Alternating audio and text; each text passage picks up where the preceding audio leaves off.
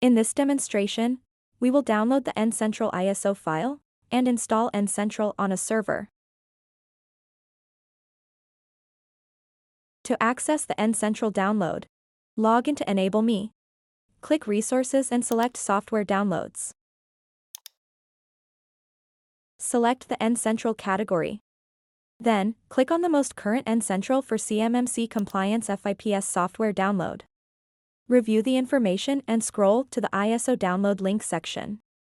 The ISO file must be used for new N-Central installations. Click the ISO download link. Save the file to a flash drive or DVD for installation on a bare metal physical server. Or, save the file for upload to a virtual server. Note: virtual server configuration settings differ by OS. Please view the documentation for specific guidelines. In this example, we will demonstrate the process after the ISO file is uploaded to a physical server, ESXi server, or Hyper-V server. When the N-Central prompt appears, press Enter. Ensure Install Enable N-Central is selected and press Enter.